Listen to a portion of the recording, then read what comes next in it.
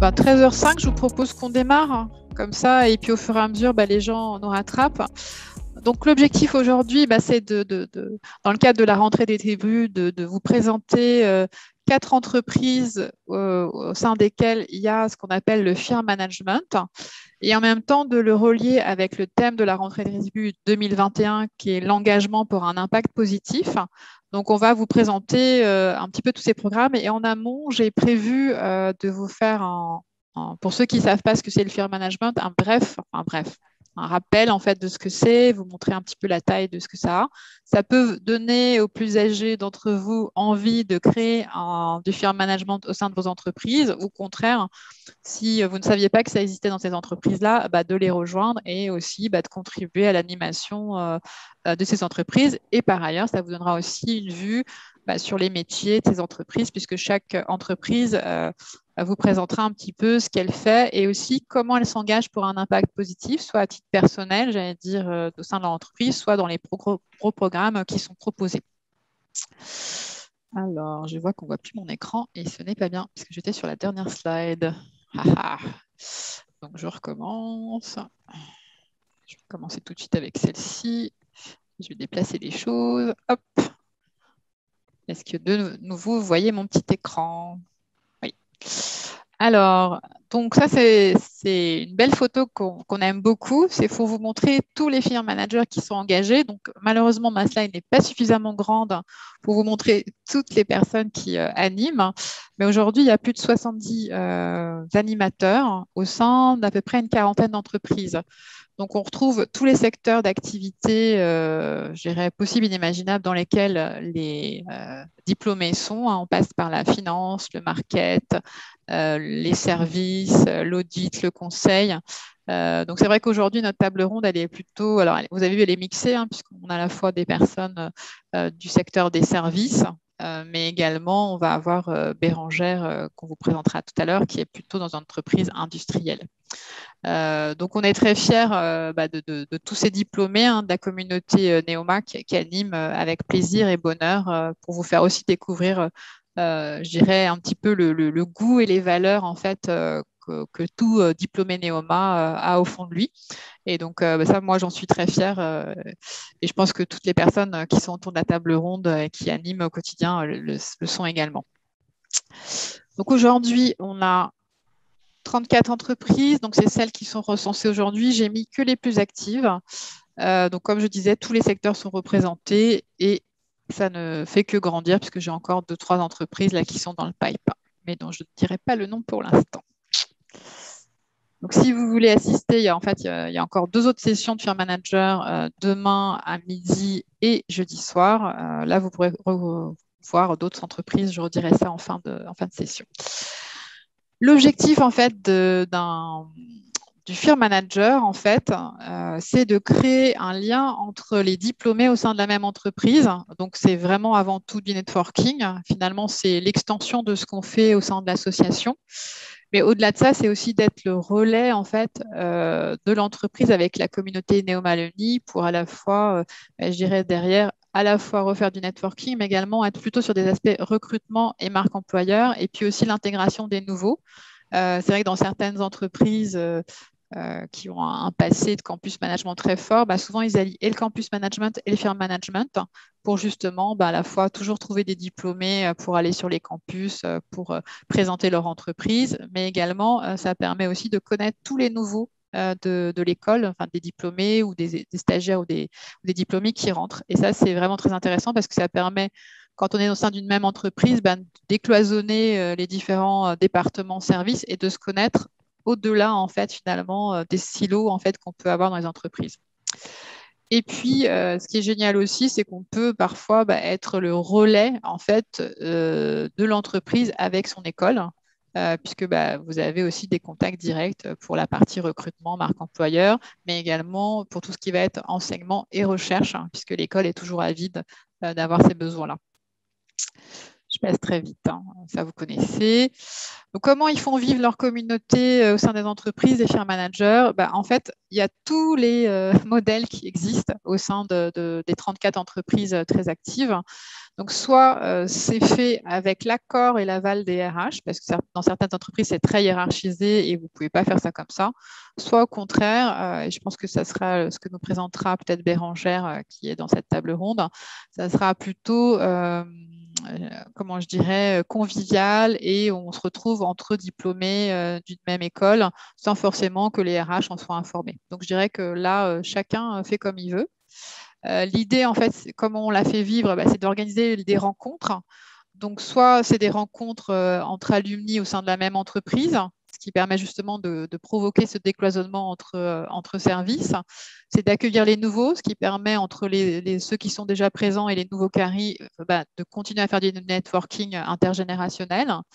Et puis, c'est également de pouvoir avoir une vue sur toutes les candidatures qui arrivent, être le point de relais pour les demandes de renseignements quand vous avez des demandes. Alors, je pense que parmi les personnes qui écoutent la conférence, généralement, si une entreprise vous intéresse, c'est plus simple de passer par un diplômé Neoma qui est déjà dans la boîte, qui n'est pas recruteur, pour lui demander des conseils. Je sais que Jean-Michel, qui va intervenir tout à l'heure avec Paul sur Bearing Point, chaque fois qu'il a une demande de renseignement de la part d'un étudiant ou d'un diplômé, il prend toujours un petit peu de temps pour y répondre et donner des conseils pour effectivement lui dire comment ça se passe. Plutôt que de se vautrer au premier entretien parce qu'il n'aura pas dit ce qu'il faut. En tous les cas, l'objectif des firm managers, c'est de vraiment vous aider à être au top quand vous allez postuler et de ne pas avoir de mauvaises surprises. Ils ne vont pas vous donner le résultat du cas qui sera posé, ça, ce n'est pas leur job, parce qu'il faut aussi que vous soyez testé, c'est quand même des entretiens d'éval. Mais en tous les cas, que vous soyez un peu préparé sur la compréhension des étapes, sur ce par quoi sont passés Pierrick ou Paul, si on prend Bearing Point, ce qui vous permettra mieux appréhender les processus de recrutement dans les boîtes. Et puis également, ce qui est génial aussi, c'est que certaines entreprises permettent d'utiliser les réseaux sociaux internes et ou externes pour promouvoir tout ce que vous faites. Donc, je sais que certains ont fait des newsletters en interne, ce qui permet d'avoir l'information ou au contraire de créer des groupes type WhatsApp sur les messageries internes et ainsi de suite. Donc, ça permet aussi de faire vivre la communauté en interne. Je continue. Pour vous montrer, donc là, c'était encore à l'époque des rendez-vous en présentiel, puisque 2020-2021 a été un petit peu compliqué, mais vous voyez des exemples en fait de ce qui est fait habituellement. C'est beaucoup autour de la convivialité, beaucoup de cocktails, des déjeuners, des dîners, ou parfois on va visiter des sites emblématiques. Typiquement, le dîner LVMH, il me semble que c'était pas très loin de la Saint-Maritenne. Ça peut être des after-work, des cocktails, et ce qui permet parfois aussi de faire des conférences avec des personnalités. Je repense à ça chez Orange, ils avaient invité un membre du board qui était Neoma avec l'ensemble des anciens Neoma chez Orange. Donc ça, c'est génial parce qu'on peut aussi provoquer ce type de rencontre et tout d'un coup accéder à des personnes auxquelles on n'aurait pas eu accès en temps normal parce qu'on est tout jeune arrivé dans l'entreprise. Voilà. C'était très rapide, c'était juste pour vous expliquer un petit peu en quoi consiste. Donc, en fait, on est vraiment sur la convivialité, le networking, mais l'idée, c'est vraiment de vous aider à vous accompagner tout au long de votre carrière. Donc, normalement, il y a au moins 34 entreprises actives dans lesquelles il y a ça, ce qui permet justement de vous permettre d'aller beaucoup plus vite dans vos processus de recrutement pour ceux qui sont encore à l'extérieur, puisque certains d'entre vous dans l'assistance, c'est le cas pour vous. Donc, je vais passer la parole à Thierry et Amir, tous deux donc diplômés Neoma, mais chez Accenture. Et puis, vous me donnerez le top pour que je passe les slides à tous les deux. Donc, je vous laisse la main. Ça marche, merci beaucoup. Bonjour à tous. Alors, du coup, de mon côté, Thierry et puis Anton. Donc, PGE 2014. Je suis chez Accenture depuis ma sortie d'école, depuis 7 ans.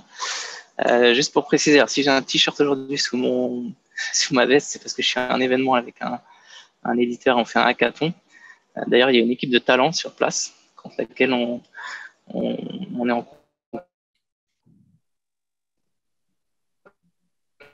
concurrence. Voilà, c'était juste pour préciser qui lui aussi a fait Neoma et on travaille ensemble et je te laisse te présenter Amir.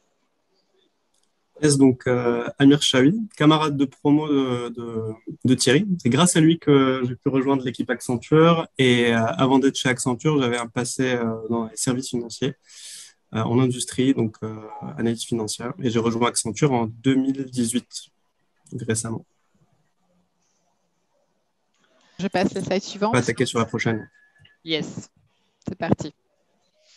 Alors, de notre côté, rapidement sur juste un rappel d'Accenture, hein, pour ceux qui ne connaissent pas, en termes d'activité, on a différentes lignes de service. Donc, la partie stratégie conseil, la partie interactive qui est plutôt sur le digital, technologie et opération. Donc, opération, c'est tout ce qui est outsourcing, externalisation d'activités.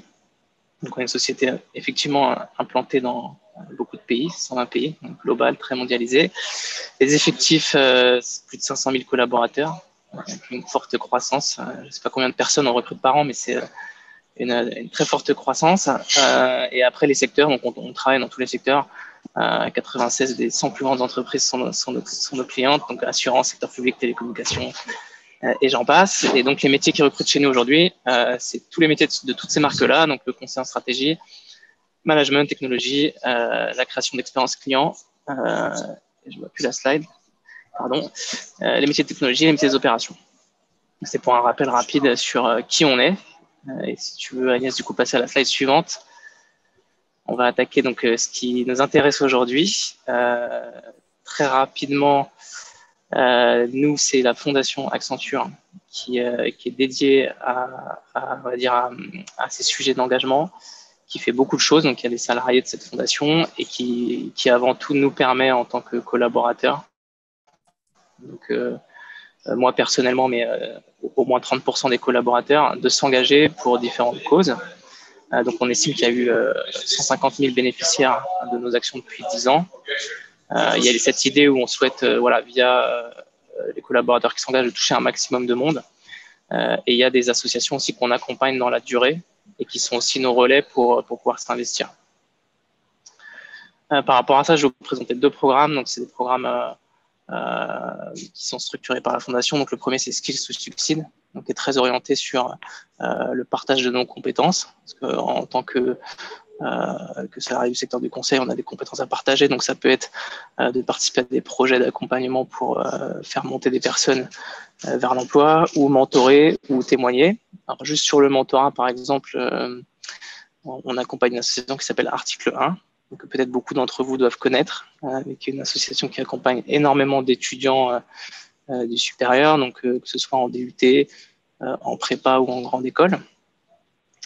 Et il y a beaucoup de collaborateurs qui sont engagés avec cette association. Moi, personnellement, par exemple, j'avais accompagné une étudiante en DUT et puis après quelqu'un en école de commerce. Et on a à peu près un mentoré par an.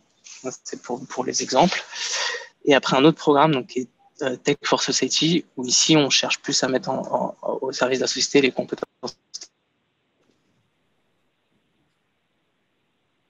technologiques d'une société comme Accenture.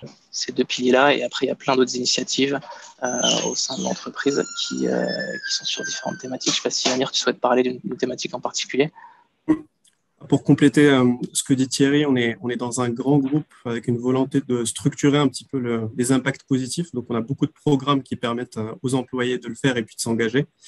Et pour parler aussi typiquement sur le programme Tech for Society dont vous parlez, Thierry, ça s'est traduit pour parler d'un sujet de contexte, duquel j'espère qu'on sortira rapidement. Du contexte Covid, il y a eu un exemple qui est marquant et dont je voulais parler, qui est l'exemple de Guillaume Rosier. Je ne sais pas si vous avez entendu parler de cette personne-là, mais c'est une personne qui fait partie des équipes Accenture et qui a créé un outil que vous connaissez sans doute, qui est Covid Tracker. Et donc, il a pu le faire grâce à un accompagnement matériel et surtout de dégager du temps sur son temps de travail pour pouvoir mener ce projet qui est d'intérêt public et puis qui a pu rendre beaucoup service. Pour parler aussi, au-delà des programmes, il y a aussi une volonté forte d'avoir un impact positif sur les sujets d'égalité hommes-femmes, de lutte contre les discriminations. Depuis très très longtemps, il y a une volonté dans les recrutements de refléter de lutter pour les sujets de parité et d'égalité. Donc c'est aussi des sujets qui sont portés par l'entreprise.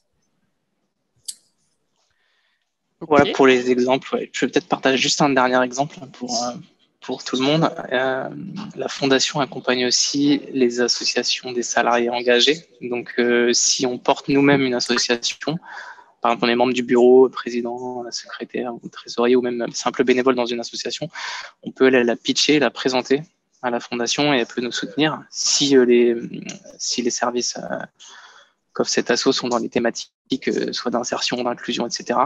Et moi, personnellement, j'ai porté un projet cette année, donc dans le cadre de ce qu'ils appellent l'opération coup de pouce. Et mon association a vraiment été aidée financièrement pour réaliser les projets. Donc ça, c'est vraiment des exemples qui montrent que si on est porteur d'un projet, la société peut nous accompagner. Super, Thierry. Tu feras que tu nous en parles pour le magazine. Bon, je dis ça, je dis rien. Avec plaisir. Je reviendrai vers toi. Ouais, ça marche. Tu ne vas pas parler. OK. Je passe la slide suivante. Ah bah non, voilà. Je vous propose, en fait, s'il y a des questions pour Thierry et Amir, peut-être qu'on se les réserve à la fin. Comme ça, je pense qu'il y aura pas mal de questions, sans doute, qui se recouperont pour toutes les entreprises. Donc ensuite, on va passer à Bearing Point. Donc Jean-Michel, Huette, je ne sais pas si tout le monde connaît Jean-Michel, mais ancien président de Neoma Alumni où il a œuvré pendant plus d'une quinzaine d'années. Et on a Paul Berthier qui vient de rejoindre Bearing il y a quelques semaines et qui est déjà sur le pont avec Jean-Michel pour animer la team Bearing. La team Bearing, c'est un jeune et un vieux. Donc moi, je suis vieux. Merci Agnès de l'avoir bien rappelé. J'ai dit un jeune, je n'ai pas dit vieux. C'est toi qui l'as dit. C'est moi qui l'ai dit. Je porte la responsabilité de mes propos. Je l'assume. Donc Bearing Point, cabinet de conseil, on est un peu dans la continuité avec son avant. Bon, bien sûr, on est quand même un peu plus petit, puisqu'on est 5000 dans le monde entier, dont 70 diplômés présents chez Bearing Point et que vous allez pouvoir dans plein de pays. Alors le gros, c'est en France, mais également en Allemagne, en Irlande, en Finlande, en Luxembourg et même dans des pays plus exotiques comme le Maroc ou Madagascar. D'ailleurs, petit message à Marion Morato qui, je crois, est là. On va pouvoir ouvrir une tribu à Madagascar parce que dans l'équipe, j'ai 3 Neoma qui sont à Madagascar à partir du mois d'octobre. Donc, on va pouvoir y ouvrir une tribu malgache grâce à Bearing Point pour Neoma Alumni. Sur les 70 diplômés, il y a 5 associés. Et ce qui est assez intéressant, c'est qu'on n'est pas très bon en termes d'équilibre homme-femme, puisqu'il y a un homme associé et 4 femmes. Donc voilà, donc pourquoi ça marche aussi dans ce sens-là. Et d'ailleurs, je suis l'homme associé, puisque je pilote les activités Afrique du cabinet. Je passe la parole à Paul. Bonjour à tous, donc je m'appelle Paul, je suis diplômé 2021 de Neoma. Donc, j'ai rejoint les équipes Bearing Point aussi. Alors, depuis un mois en CDI, mais j'avais déjà fait un stage de 6 mois en césure. Et du coup, je suis dans une équipe qui s'occupe des problématiques autour de l'énergie, du transport et de la poste. Tu n'as pas voulu travailler avec Jean-Michel. Donc. Je l'ai mal pris, je suis vexé. Je lui en veux. On est au même étage, on se croise régulièrement. C'est bien.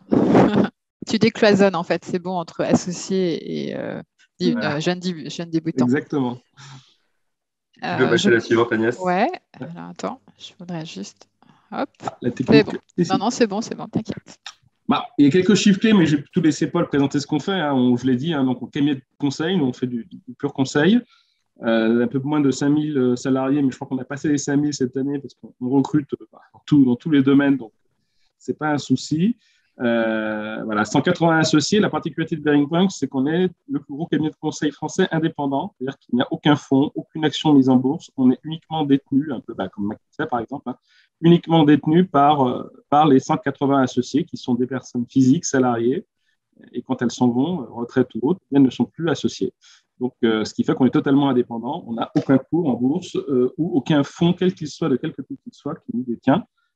On tient beaucoup à cette indépendance qui est importante pour nous et on est présent dans 23 pays, essentiellement européens, de l'Irlande à la Roumanie, de la Finlande à l'Italie et quelques présences hors d'Europe, en Chine, en Inde, aux États-Unis et pour ma part, comme je m'occupe de l'Afrique, et notamment Maroc, Côte d'Ivoire et Madagascar dont je parlais tout à l'heure.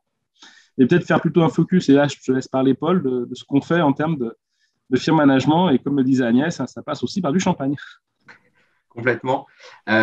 Du coup, effectivement, là, j'ai rejoint Bearing Point et je vais aider Jean-Michel à l'animation de cette communauté. Donc, au fait, finalement, il y a beaucoup de choses qu'on a fait et qu'on va faire qui reprennent ce qu'Agnès a présenté en introduction. Effectivement, l'idée, c'est de favoriser l'accueil des jeunes, enfin, même pas des jeunes et des moins jeunes qui rejoignent BearingPoint et qui sont diplômés de Neoma avec forcément un pot de bienvenue. On va essayer au maximum d'organiser un événement annuel aussi là, qui regroupe l'ensemble de la communauté des néomiens. Donc, comme l'a dit Jean-Michel précédemment, avec 70 personnes à peu près partout dans le monde, on essaye d'imaginer par contre des formats hybrides, bien évidemment des événements présentiels pour peut-être principalement les Français, comme c'est le plus gros vivier, mais également des événements virtuels de façon à réunir tout le monde. On va mettre en place un canal Teams aussi dédié. Agnès parlait de WhatsApp, de ces canaux internes aux entreprises. C'est super important justement d'avoir ce moyen de discussion pour entretenir le réseau qu'on a, pour donner des actualités, pour présenter les nouveaux arrivants à l'ensemble de la communauté aussi des néomiens, avoir une forme de foire aux questions, enfin en tout cas faciliter l'intégration et la vie des diplômés chez BearingPoint. Et après, bien évidemment, l'idée c'est de favoriser et d'aider les jeunes diplômés dans leur processus de recrutement, ou les moins jeunes, encore une fois, soit qui font une reconversion professionnelle, soit qui changent d'industrie ou autre. Et c'est pouvoir aussi les accompagner. Alors, pour les jeunes, sans doute avec moi, pour les un peu plus expérimentés, ce sera avec Jean-Michel, forcément. Mais on va travailler sur ces sujets-là. Juste si je puis me permettre, en fait, c'est très important finalement d'utiliser le fear management quand vous êtes à l'extérieur ou même à l'intérieur. Quand en fait il y a un souci, je sais pas, au sein d'un service, c'est plus facile d'aller en parler à un néomien au sein de l'entreprise qui est hors de votre service pour lui expliquer votre souci, quel qu'il soit, pour voir les solutions avant de peut-être prendre des solutions, des décisions radicales. Il y a plein de solutions en fait en interne qui peuvent être ouvertes. Je me permettais juste de dire ça pour l'avoir vécu dans certains des cabinets cités ici. Mais en fait, parfois, ça vaut le coup d'en parler en fait aux diplômés de Neoma avant de prendre des décisions. Et encore une fois, comme tu le disais tout à l'heure, pour le recrutement, c'est aussi important des fois de prendre le pouls de la société, de connaître les us et coutumes. Moi, quand je passe un entretien de recrutement, en tant qu'associé, je passe un entretien final. Quand un candidat, quel qu'il soit, m'explique qu'il s'est renseigné sur l'entreprise en regardant notre site internet, il ne marque pas des points en disant ça. C'est ça. Il explique qu'il a pris l'annuaire des diplômés, qu'il a appelé des gens qu'il ne connaissait pas pour avoir des infos. Ça a plus de valeur. Et puis par ailleurs, ça permet aussi parfois d'aller directement mettre le CV dans la bonne équipe. Donc, s'il y a des gens qui candidatent, faites un petit mail à Paul Berthier, il sera ravi de diffuser votre CV. Oui, ou des fois d'avoir le bon vocabulaire ou la bonne compréhension de l'organisation avant même de passer l'entretien. Et ce que je dis, c'est pas que chez BearingPoint, c'est valable dans tous les cabinets et même toute entreprise, bien sûr. Exactement. C'est j'ai déjà fait avec quelques personnes. C'est un plaisir de le faire et c'est vrai que ça marche beaucoup mieux. C'est vrai que moi j'étais passé par Jean-Michel, effectivement, qui avait mis le CV dans la bonne planète, ça fait pas l'entretien, mais en tout cas ça facilite le premier contact. C'est ça. Ensuite, du coup, sur ce qui nous intéresse aujourd'hui, effectivement, sur l'engagement de BearingPoint. Alors, je vais parler sous le contrôle de Jean-Michel, parce que j'ai encore une ancienneté limitée dans le cabinet. Mais assez classiquement, on va travailler sur 3 piliers.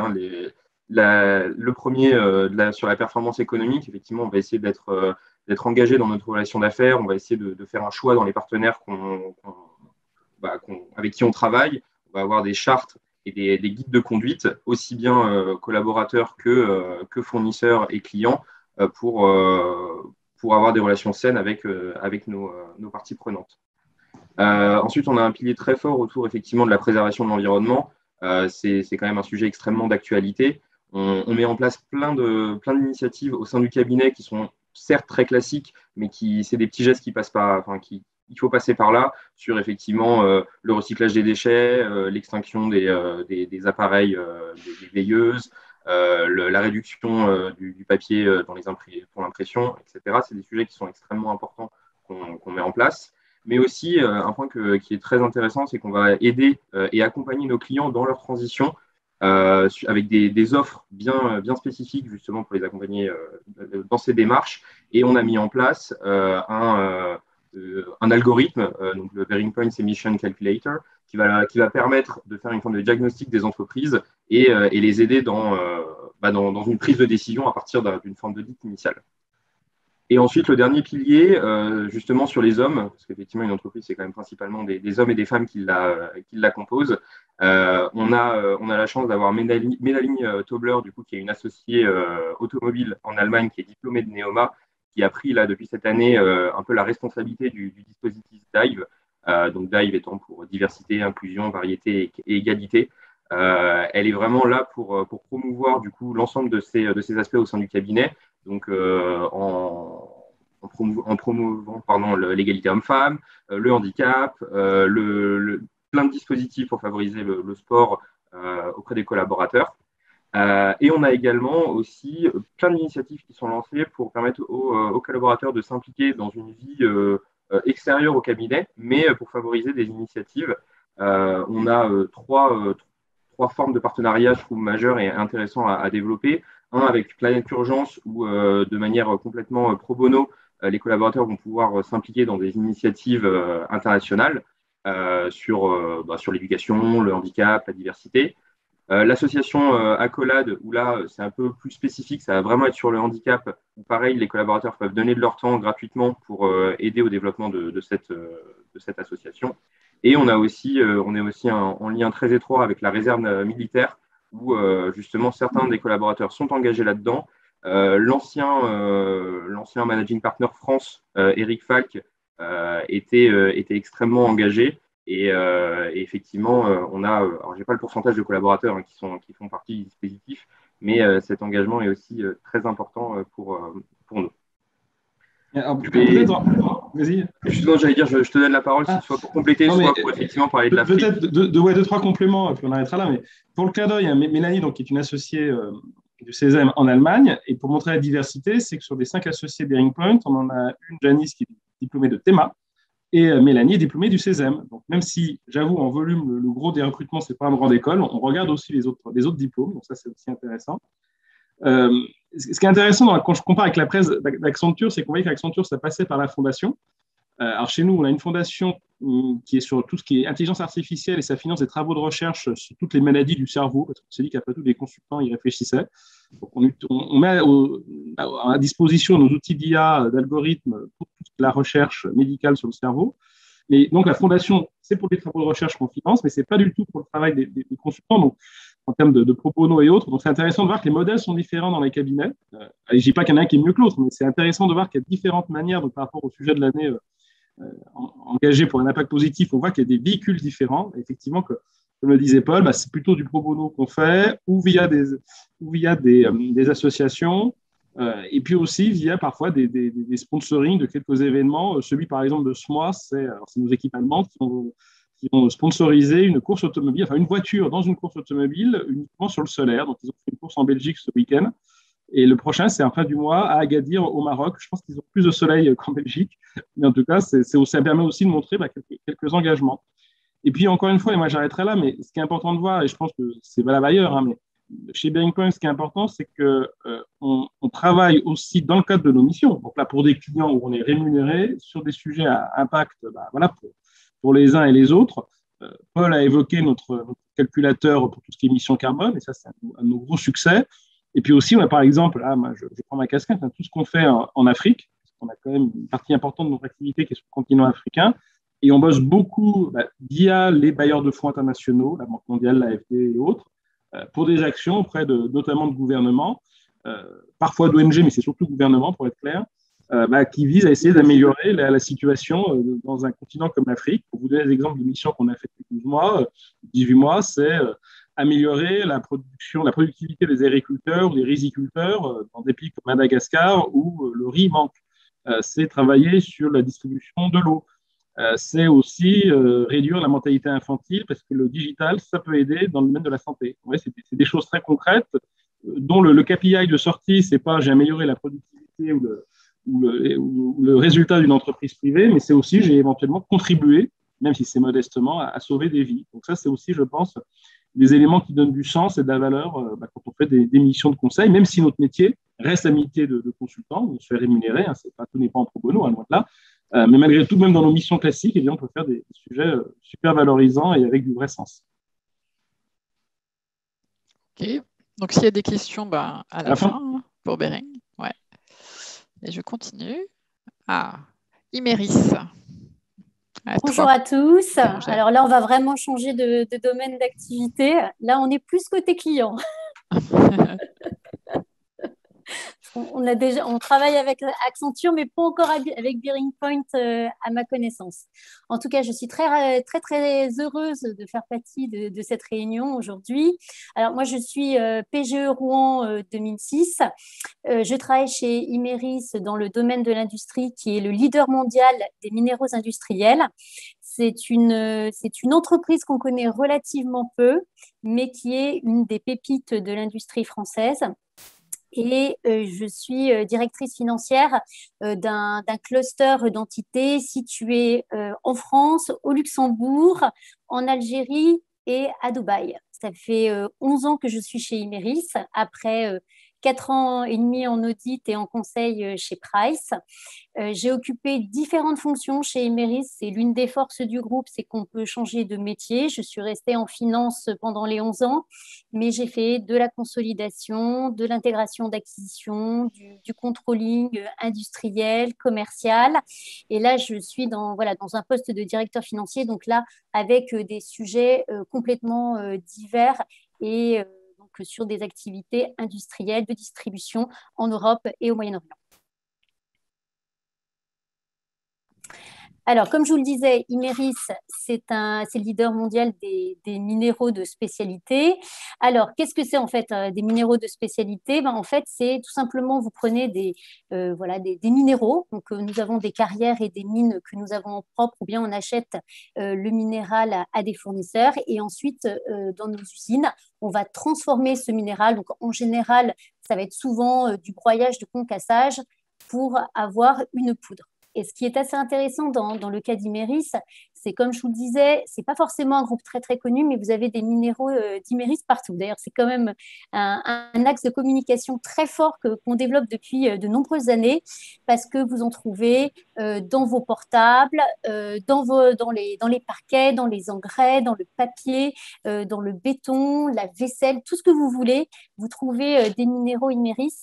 On a un portefeuille d'activités qui est très large en termes de diversité de minéraux. On en a un peu plus d'une trentaine et on est dans plus de 50 pays dans le monde.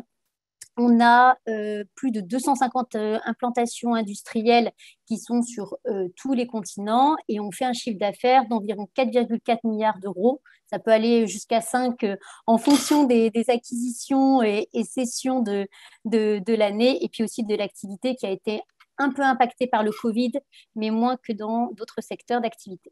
On a 16 000 salariés, donc ils sont pareils, répartis dans une cinquantaine de pays. Donc, on a forcément beaucoup de personnes en usine, mais également divers bureaux. Et le siège mondial d'Imerys est dans le 15e arrondissement, là où je travaille. Et c'est là où j'exerce le firm management.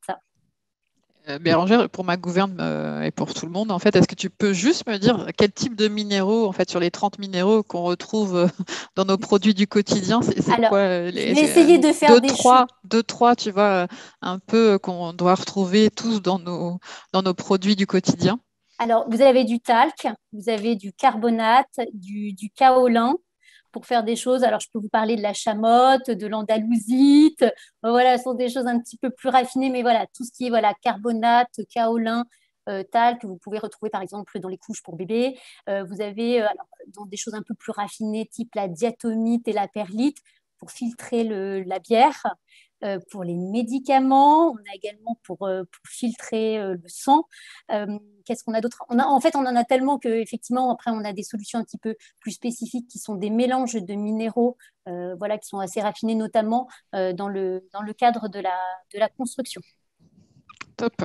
Bon, bah, écoute, voilà, donc on sait pas forcément le nom. Voilà, c'est à découvrir parce que c'est hyper intéressant. C'est à découvrir. C'est vrai que l'usine Imerys, moi j'ai toujours trouvé ça fascinant, surtout quand il y a une carrière, parce qu'on voit vraiment l'origine du produit. On a vraiment de magnifiques carrières. La plus proche de Paris, elle est dans l'Oise, à Villers-sous-Saint-Leu. D'ailleurs, il y aura des épreuves des JO 2024 qui seront à côté. Et d'ailleurs, on est impliqué dans un programme de recyclage des déchets dans le cadre du Grand Paris. Et on a également dans les très belles carrières, notamment on en a sur l'île de Milos en Grèce, vraiment de bentonite et de perlite au bord de la mer, absolument somptueuse, et une carrière talc de Luznac dans l'Ariège. Donc voilà, je vous donne un peu ces grandes carrières emblématiques qu'on a. Bon, Villers-sous-Saint-Leu dans l'Oise, je la connais bien parce qu'elle fait partie de mon périmètre et que voilà, on a cette action sur le Grand Paris, mais c'est vraiment voilà, on a un très très beau groupe avec de très belles implantations industrielles et de très très beaux débouchés également en termes de carrière. Je me permets une idée. Est-ce qu'un jour, une de ces installations serait visitable? J'ai la même. C'était la même que j'avais. Villers-sous-Saint-Leu, moi, elle me dit bien. Alors, Villers-sous-Saint-Leu, je peux puisque ça fait partie de mon périmètre. Alors, pour la petite anecdote, parce qu'il faut montrer qu'Imeris a des activités un petit peu diverses et variées, c'est que le site de Villers, donc la carrière plus l'usine, fait l'objet de tournages de clips et de films. Et notamment, la semaine dernière, il y avait un tournage de film, le dernier film Nouveau Jouet avec Daniel Auteuil et Jamel Debbouze, qui est un remake de Pierre Richard, qui se tournait dans l'usine mercredi et jeudi, et j'ai une photo avec Daniel Auteuil.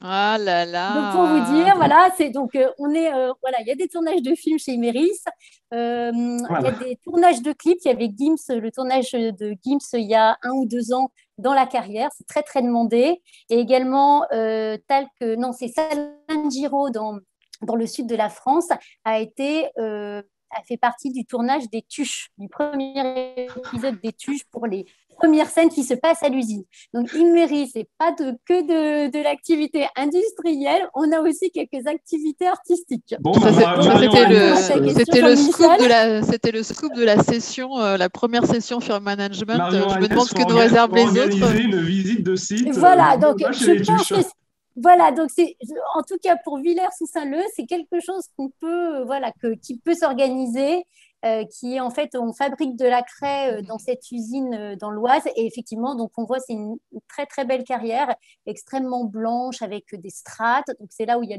le projet des déchets du Grand Paris.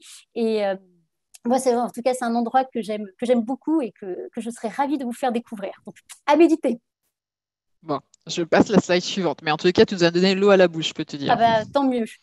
Tant mieux. Alors, en termes, voilà, donc, je n'ai pas d'anciens de Néoma à Villers-sous-Saint-Leu. Comme vous avez pu le comprendre, c'est quand même une entreprise industrielle avec beaucoup d'ingénieurs, beaucoup de géologues. Comme j'aime bien le dire, on trouve plus facilement des géologues de l'école de Nancy que d'école de commerce, et plus particulièrement de Néoma, mais ça se trouve. Et donc ça, c'est fait partie des actions que j'ai faites en 2020 et 2021. Donc essayer de toujours trouver des Néoma au sein d'Imeris. Et donc ce qui est vraiment une satisfaction que j'ai eue cette année, c'est qu'avant, j'avais recruté beaucoup de financiers et un tout petit peu de RH. Et en fait, là, j'ai pu étendre mes domaines de compétences, entre guillemets, parce que grâce à mon poste, j'ai pu rencontrer en fait des personnes qui étaient du côté commercial, au niveau stratégie M&A, contrôle interne. Voilà, donc ça, j'ai étendu 3 nouveaux métiers dans le socle Néoma chez Imeris. Et donc, donc on essaie, donc ce qui est bien, c'est qu'en plus, j'ai pu avoir des gens qui étaient là depuis longtemps chez Imeris, d'autres plus récents. On a tous les niveaux hiérarchiques qui vont se retrouver autour d'une même table la semaine prochaine. Ça faisait plus d'1 an qu'on n'avait pas fait d'événements en présentiel, et là, je sens que nos anciens élèves sont très, très motivés pour se retrouver et pour faire plus ample connaissance.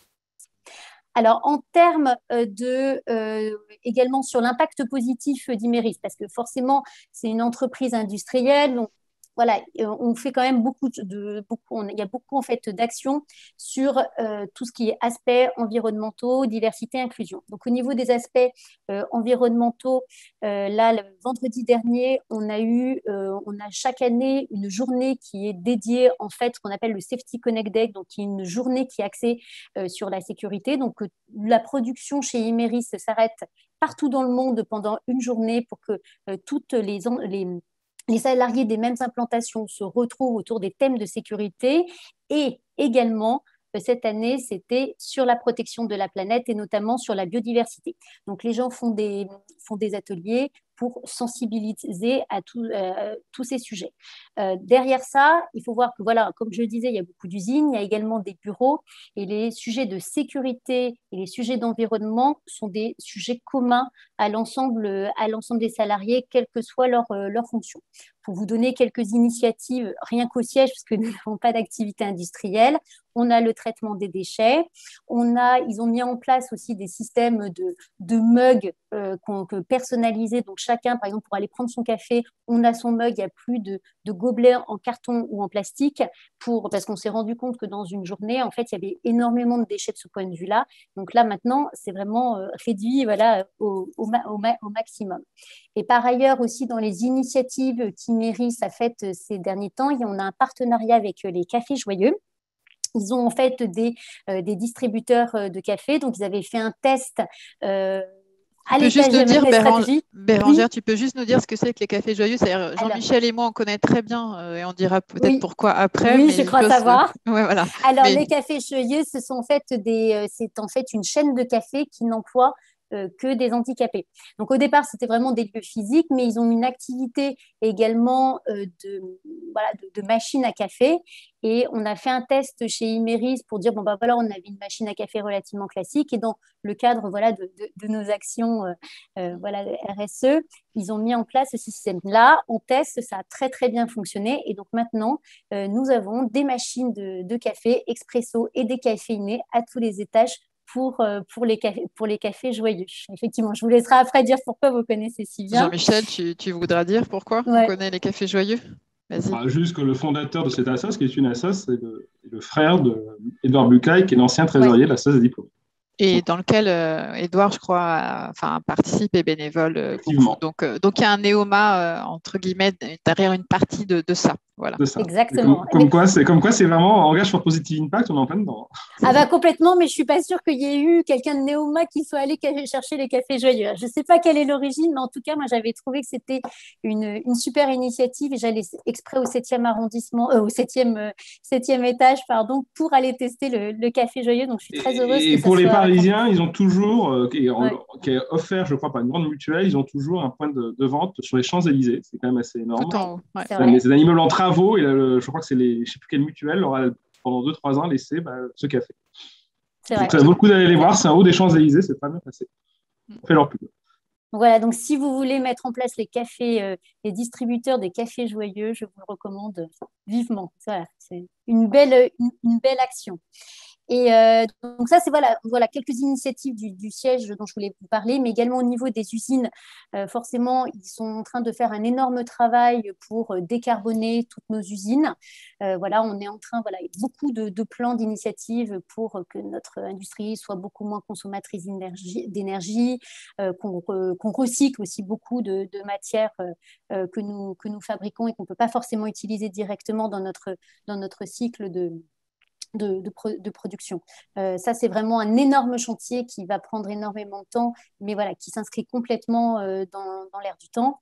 Et le dernier point que je voulais mettre aussi en valeur, c'est le sujet de la diversité et de l'inclusion, parce que forcément, l'industrie, c'est une activité qui est très masculine. J'ai vu l'évolution d'Imeris depuis 11 ans, c'est-à-dire quand je suis arrivée, il y avait une directrice d'usine. Maintenant, il y en a plus, je ne vais pas dire que c'est la majorité, mais en tout cas, il y en a beaucoup plus. Et ils mettent en valeur les directrices d'usines, les femmes qui travaillent dans des laboratoires au travers d'articles sur l'intranet ou également pour des participations à des awards dans le cadre de l'industrie. Donc, c'est une entreprise qui s'inscrit beaucoup dans l'air du temps, qui prend ces différents sujets à bras-le-corps tout en ayant une activité de production traditionnelle. Merci Bérangère, passionnant. On va passer dans un autre registre, on va revenir sur le service avec Talent. Alors là, ils sont plus nombreux. Alors, je ne pense pas que vous êtes tous là chez Talent. Il y a Florence qui est avec nous. Moi aujourd'hui. Ouais. Florence va parler pour 4 personnes, mais vas-y Florence, à toi.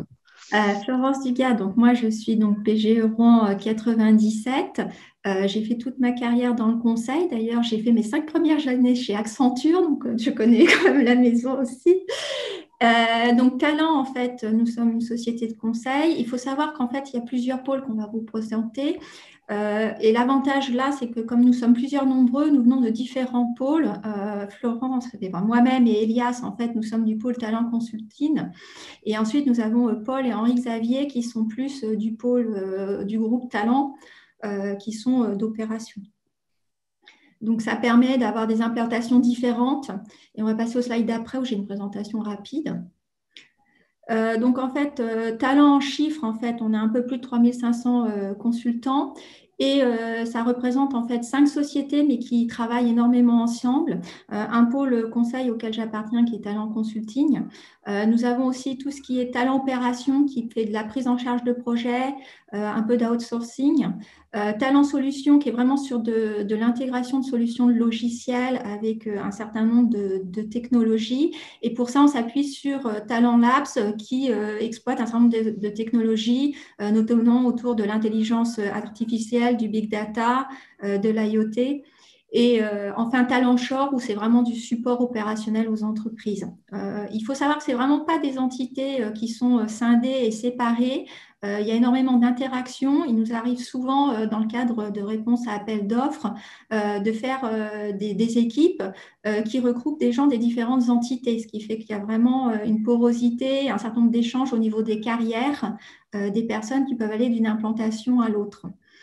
Au niveau des secteurs, en fait, on a toutes sortes de secteurs de représentés, donc les principaux étant l'énergie, le service public, les télécoms, la finance. Donc moi, j'ai fait toute ma carrière dans la banque assurance. Un pôle assurance dédié pour l'expertise, les transports, l'industrie et aussi tout un pôle retail et autour des industries du luxe. Et bon, on a eu quand même aussi la mention Great Place to Work. Alors, ce qu'il faut savoir, c'est que nous, en fait, le firm management, en fait, on l'a lancé il y a seulement 4 ans, il n'y a pas très longtemps, en fait, au même moment que finalement vous l'avez lancé au sein de Neoma. On était à peine une dizaine, maintenant on a un peu plus de 20 diplômés, en fait, au sein du groupe Talent. Et au niveau d'initiatives, pour le moment, ça a été plus une fois une organisation justement d'une conférence sur les femmes et le conseil, puisque en fait, bon, quand on voit, c'est un métier qui était très masculin. Quand j'ai commencé, on est beaucoup plus nombreux aujourd'hui.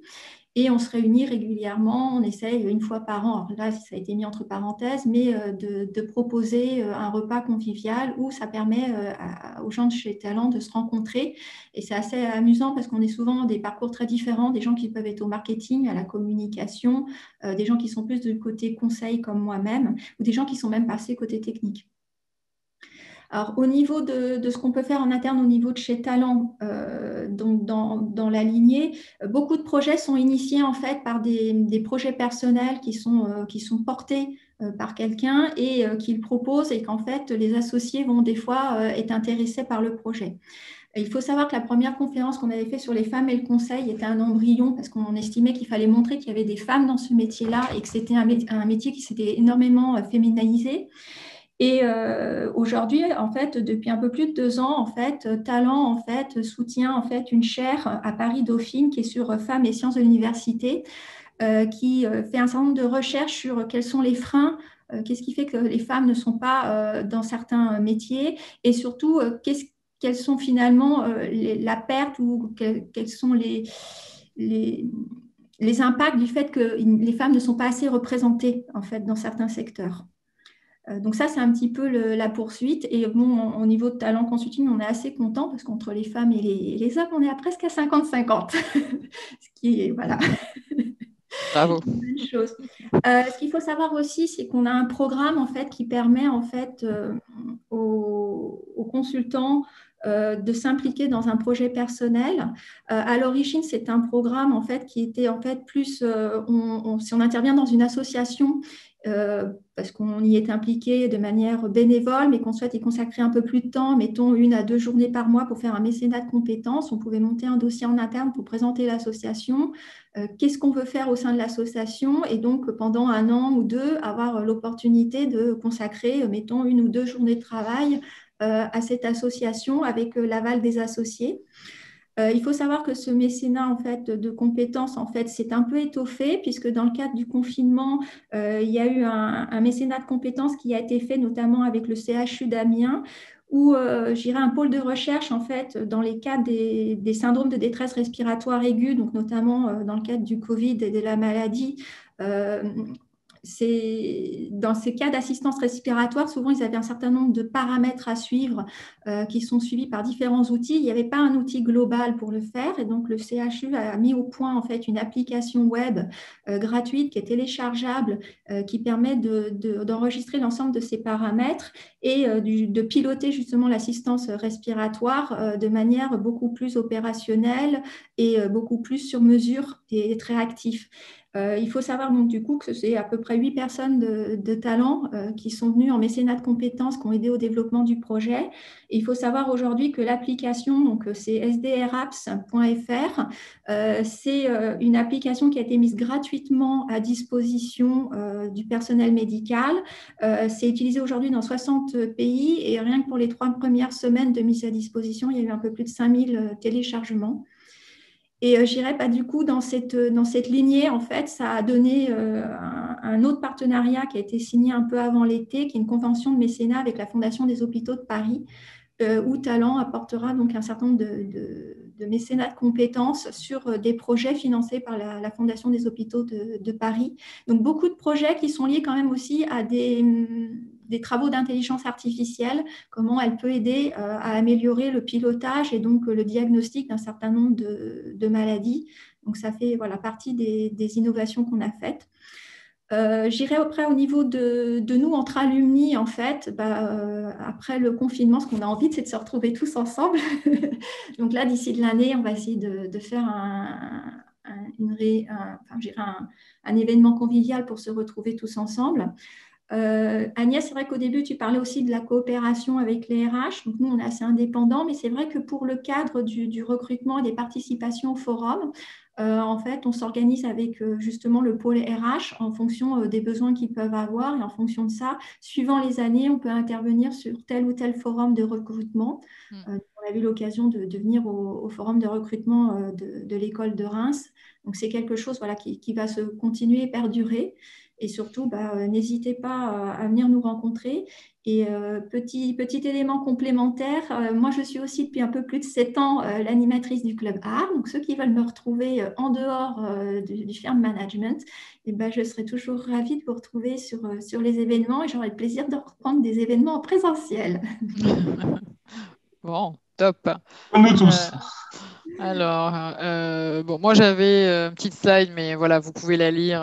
Moi, ce que j'aimerais plutôt, c'est s'il y a des questions, en fait, puisqu'il y avait des diplômés, des étudiants jeunes diplômés qui étaient là. Est-ce qu'il y a des questions? Donc, il y a déjà certaines questions auxquelles on a répondu au fil de l'eau, mais je voulais savoir s'il y en avait d'autres. Et je vais arrêter le partage, comme ça, on va pouvoir...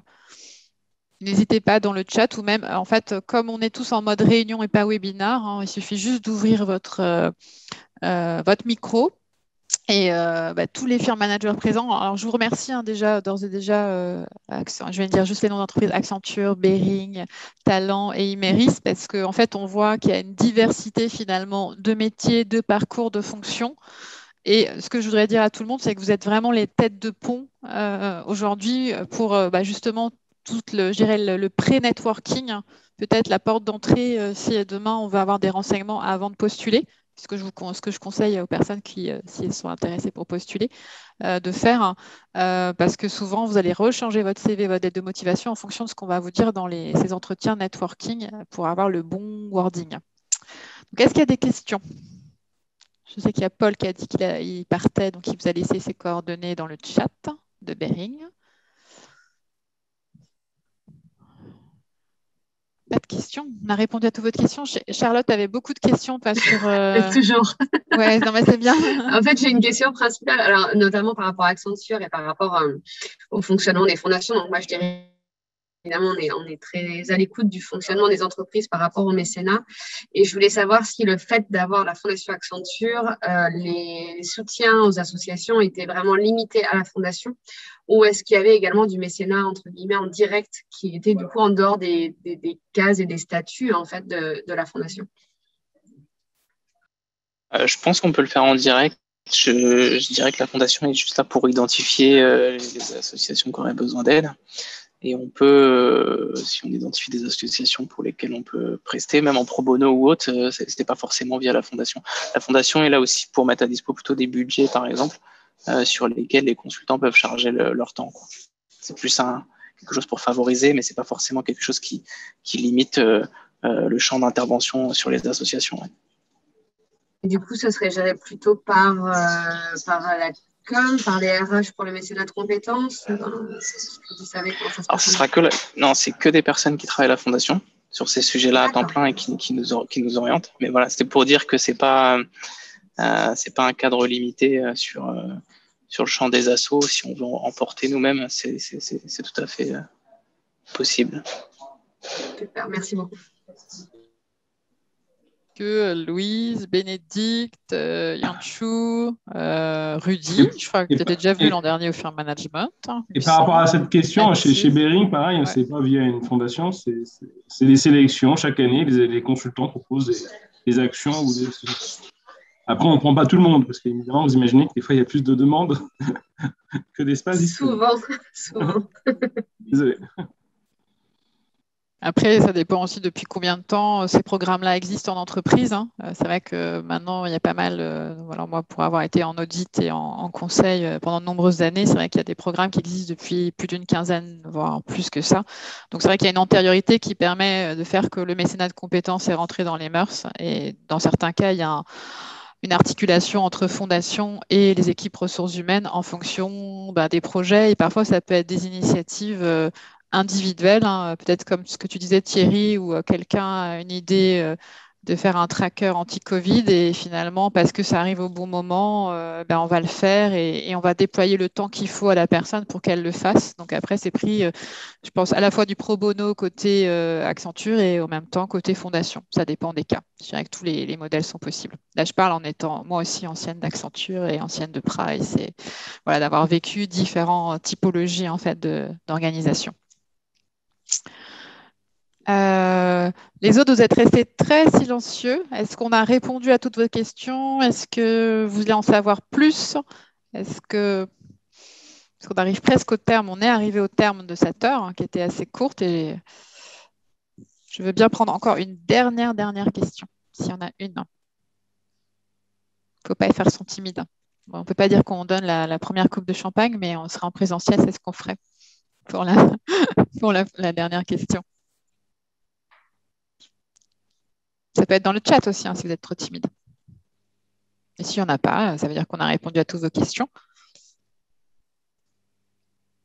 Ce n'est pas une question, Agnès, mais peut-être pour compléter ce qu'on disait, je sais que, Jean-Michel, tu me corriges si je dis des bêtises, mais chez Behring, par exemple, on travaille avec Vendredi, qui propose à des consultants de dégager du temps sur leur temps de travail et de prendre, par exemple, 1 ou 2 journées en fonction de ce qu'ils peuvent se permettre sur leur mission pour accompagner en pro bono des associations. Et ça a été lancé il n'y a pas très longtemps, tout récemment chez Behring, et c'est quelque chose qui commence à faire le tour des équipes et qui, du coup, intéresse beaucoup de consultants parce que ça te permet d'avoir, de faire autre chose que des missions classiques et de vraiment essayer de s'engager en parallèle pour une association. Et ce qui est assez intéressant, notamment si on est membre soi-même d'une association ou autre. Donc, j'avais vu cette initiative-là et je pense que c'est vraiment intéressant. On a créé un compte de notre côté il y a 2 semaines sur Vendredi. Ah bah voilà. Donc, effectivement, c'est une super ça tombe super bien. Bon, top. Je vois qu'il est 14h03. Juste en conclusion, vous dire que la semaine de la rentrée des tribus, c'est 50 conférences. Donc là, c'était la première session pour les firm managers. Il y en a une demain midi avec 4 autres entreprises. Il y en aura une autre. Donc les entreprises, ce sera plutôt orienté, j'allais dire, audit, grand de l'audit. Et il y aura Orange aussi dedans. Donc on va avoir Mazars, EY et PwC. Et puis, jeudi soir, on aura la 3e session Firm Manager avec BPI, Air Liquide et j'ai un gros trou de mémoire, KPMG, pardon. Voilà. Je voulais vous dire aussi, pour ceux qui nous écoutent, que si vous avez des désirs de partir à l'étranger, on a une super plénière ce soir sur partir et vivre à l'étranger, ce qu'il faut savoir pour un départ réussi. Donc là, on aura Pierre Delatouche qui nous écoutait tout à l'heure, qui nous présentera son expérience en Hollande. On a Alexis Monnier qui est coach et qui aide justement des personnes à faire ce move-là. Et il y a Nathalie qui a été très longtemps, qui est donc DAF et RH chez Bonpoint, qui a été très longtemps en Asie et qui maintenant est à Londres. Donc, il pourra aussi nous parler de ça des deux côtés de la fenêtre. À 19h, donc juste après, on a 2 super conférences dont on aura Florence Trouche, qui est directrice commerciale chez Facebook, qui va justement nous parler des bonnes pratiques en termes d'égalité professionnelle. Donc ça, je pense que ça peut être intéressant dans une boîte du GAFA de voir ça. En parallèle, nous allons avoir notre tribu Champagne-Ardenne, donc nos Rémois, qui vont nous parler de la nouvelle approche de la gestion de l'air. Donc là, on tombe vraiment sur les sujets environnementaux. Et à 20h, nous aurons une conférence de la part de la tribu business durable et solidaire sur s'engager au renforcement de sens à son travail. Donc, je pense que c'est tout à fait d'actualité après cette crise que nous avons subie. Voilà. Et la tribu suisse également nous a fait une conférence sur des sujets équivalents très intéressants. Mais là, c'est juste ce soir, donc c'est 6 conférences et ça continue encore. Sur le premier sujet, je ne pourrais pas y être, et j'ai autre chose, mais et Pierre, je pense, donnera l'exemple. Les VIE, pour si vous avez moins de 28 ans révolus, les VIE sont une super bonne manière si vous avez envie de passer 1 ou 2 ans à l'étranger, quel que soit le pays, même très loin. C'est une chance qu'on a d'avoir ce système-là en France. C'était les CSNE à l'époque, pour les vieilles générations, c'est les VIE maintenant. Franchement, je ne peux que l'encourager. Ce sera le mot de la fin. En tout cas, le mot de la fin, c'est il y a un manifeste sur l'engagement Neoma Alumni Engage for Positive Impact.